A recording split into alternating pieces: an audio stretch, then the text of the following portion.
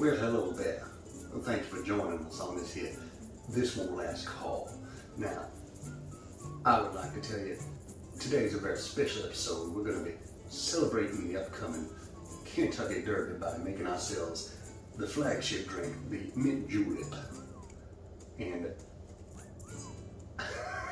hopefully I had your curiosity first and I had your attention. Anyways, I'm not doing that the entire video. That is exhausting. Obviously, it is known as the flagship drink of the Kentucky Derby, as was so boldly stated by me at the beginning of the video. But outside of the Kentucky Derby, it's a delicious, fresh, springtimey, minty drink that's fun to have anytime. Now, julep is actually a class of drink, which is a liquor over crushed ice, and involves various incarnations of it. So it doesn't have to just be mint, it doesn't have to just be whiskey. In fact, I guess in the beginning there was actually a fairly common use of cognac. But at some point there was a plant epidemic in France during the 1800s that actually caused most of Americans to switch to whiskey or bourbon instead of cognac in their juleps. And I guess that's where the drink really started to take off. But anyways, it's very simple and easy to drink to make, but it's delicious and it's iconic. It's one of those iconic American drinks. Because again, once you think of it, think of the Derby, you think of women with fancy hats, you think of horses with funny names, you think of people with way too much money. America. Anyways, so this is a very easy to drink to make overall. I know I said it several times now. You build it in the glass. There are different variations off of it you can or can't do. Some of it involves muddling sugar and water, almost like a mojito, sugar, water, mint, and then filling it up with some liquors. But I'm going to go with the very basic recipe of it today, which is basically going to be using a bit of simple syrup, muddling some mint in that, and then adding bourbon after, putting all crushed ice on top of it. So, to get started, I'll say, if you can, get yourself some fresh mint. Not too hard to come by. I'm growing mine outside in my little garden. It's actually an easy crop to grow. It doesn't require much effort. You can grow them in any kind of a planter and they grow fairly vigorously in any kind of lighting conditions. So, very simple thing to do. This here is a sweet mint, and I actually have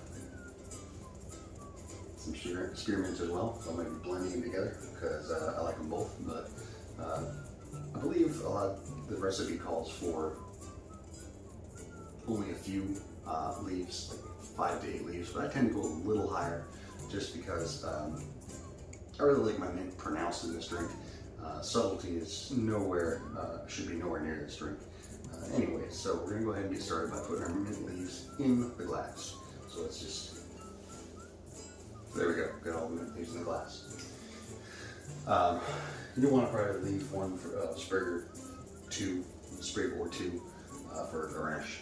Obviously, just place it in there at the end of the drink. It looks extra nice. And at the end, we'll do a little clap action to get some oils out and slap it around the glass, and it leaves that nice aroma as you're drinking it too. So leave one behind.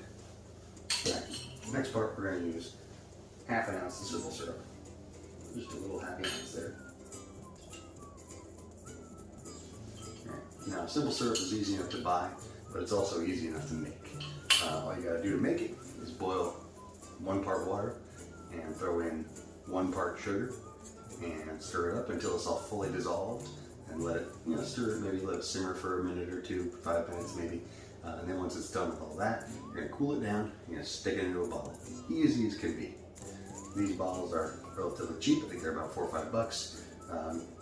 And they're endlessly reusable as long as you clean them. And your simple syrup can be a very flexible ingredient too. If you want, you can add different things to it. You can add mint to it to already have mint syrup and skip the whole muddling part that we're going to do in a minute here. But if you like, it's a very simple thing to make. If you're doing any kind of home cocktails, essential ingredient. I suggest just making it yourself though. Anyways, so we're going to very gently muddle that. Now, mint tends to go off a bit if you break it up a little bit too much, so you just want to gently sort of push them down there. Nothing crazy.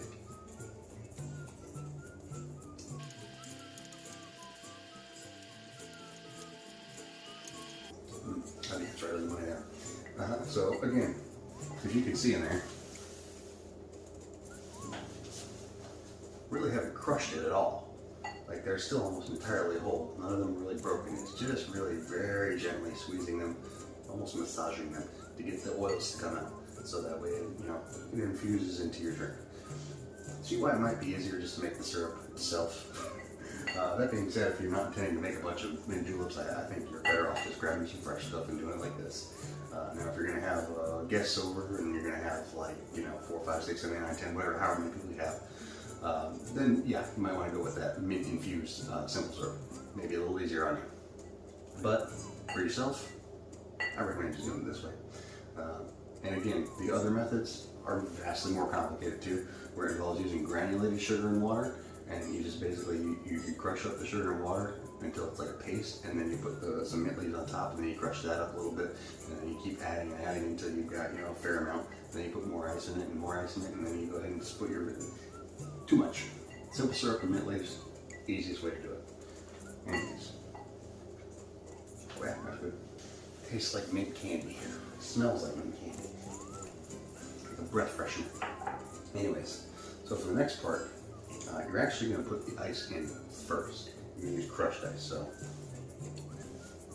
So that ice is going to go almost all the way to the top. You want to leave a little bit of room, but there's actually a lot of area in there for the bourbon to go in and just settle. A lot of space, so you can go fairly close to the top. I wouldn't go all the way, but nearly all the way. It should be more than enough room to incorporate your bourbon.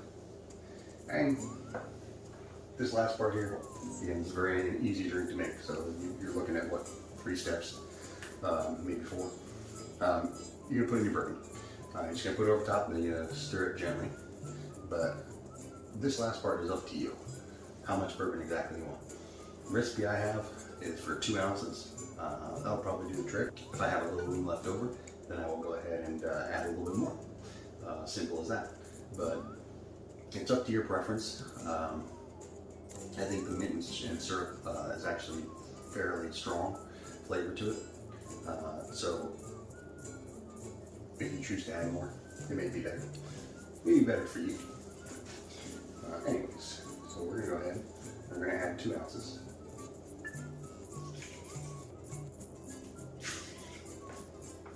Now, as you can see, I had that pretty far up there, and despite adding those 2 extra ounces in there, it's really about the same place that it was before. So I will add another ½ ounce, 2½ ounces. Always like my cocktails a little more spirit forward anyways, but and this is some fine bourbon. Kentucky Farms, Chestnut Farms, Kentucky Straight Bourbon. It is 90 proof, which is a little bit higher than some bourbons, since a lot of times you find 40%, or 80 proof. But 90 proof is excellent. It tastes amazing. Like, this is honestly something that's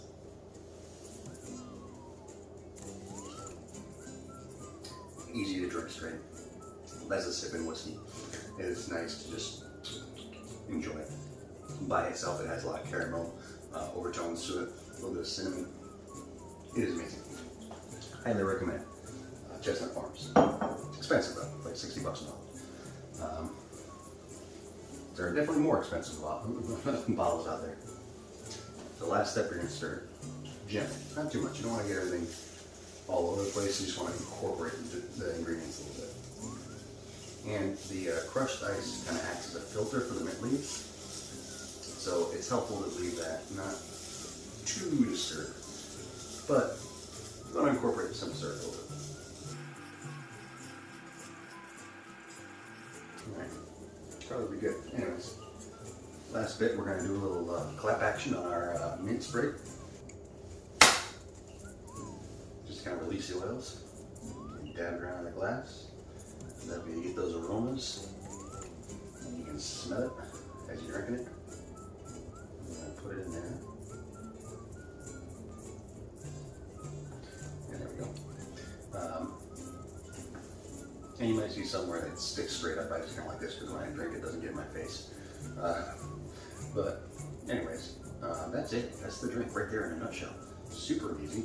Just pour some simple syrup, muddle some mints a little gently, pour some ice and put some booze on top of it, and then give it a gentle stir. And you got yourself the signature drink of the Kentucky Derby. So when you're watching it on Saturday, Thursday, Friday, when you're watching it on Friday, you can have yourself a proper drink, proper julep, if you're watching it. I don't know. It's for rich people. It's horses. Who owns a horse? That doesn't he? Anyways, let's drink. Yep, that's tasty. So sometimes spearmint or mint is an element of certain bourbons. I don't think that the Chestnut Farms really has too much of a minty element to it, but this adds nicely to it because it does have a lot of caramel, a little bit of wood notes, and some cinnamon. Those are the most straightforward flavors you get right out the bat. So adding that to it, cinnamon and sugar, or not cinnamon, spearmint and sugar, really enhances the drink. But that's tasty.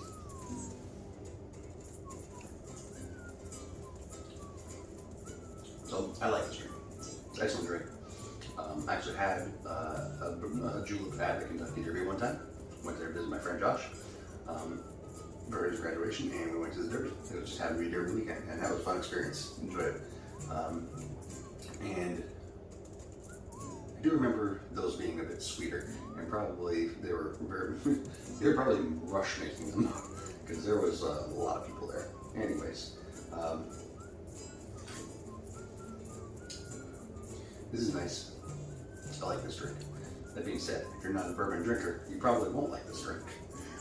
But theoretically, you could put any different kind of liquor into it. You could put rum instead of whiskey. You could put cognac as they used to do in the 1800s. You could put anything.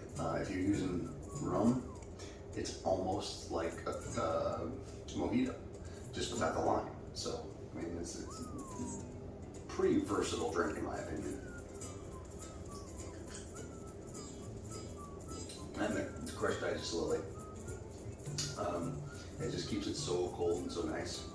Also, probably should mention that the directions they typically give is when you're stirring it, they want you to stir it for as long as it takes to get frost around the glass, but it really doesn't take that long.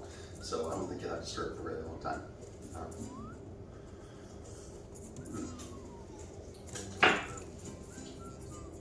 And again, fair warning, this is a spirit-forward beverage. So if you're looking for something that's a bit more on the sweet side or easily drinkable side, which to me is easily drinkable because it's not like it's not like an old-fashioned where it is mostly just booze or even something along those lines.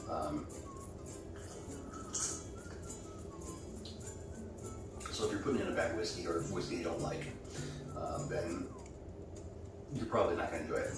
But if you pick a good whiskey, you pick something that you're familiar with, that you like, that you enjoy drinking, and you make this drink, I think it adds a little something to it.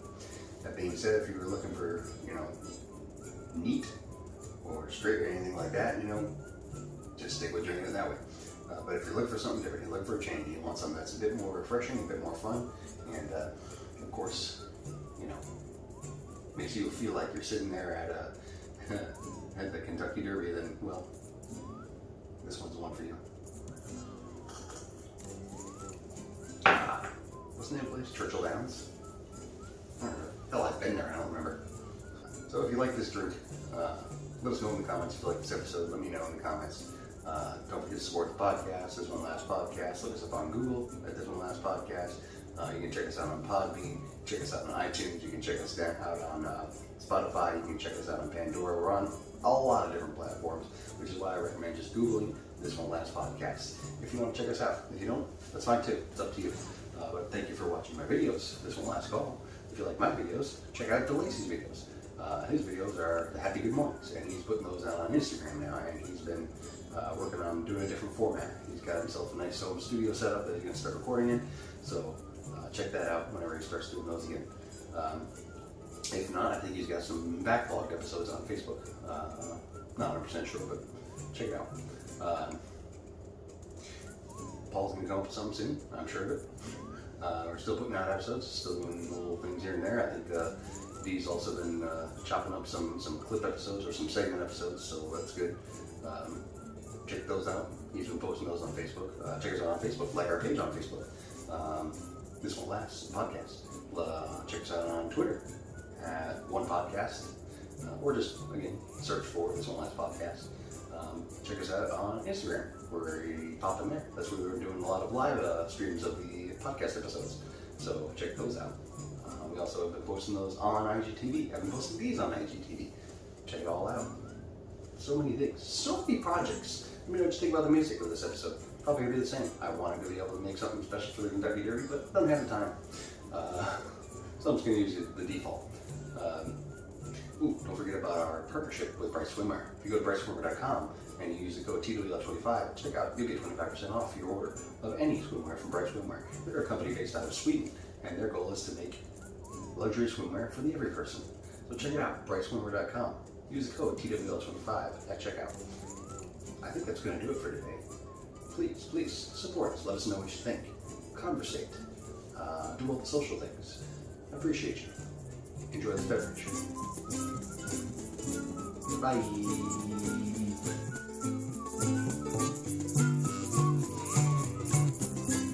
Churchill Dance. Yeah, I knew that.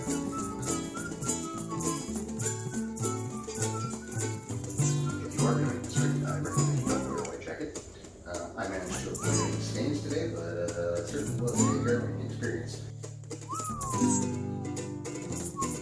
But hey, I don't get very many opportunities to wear my jacket, so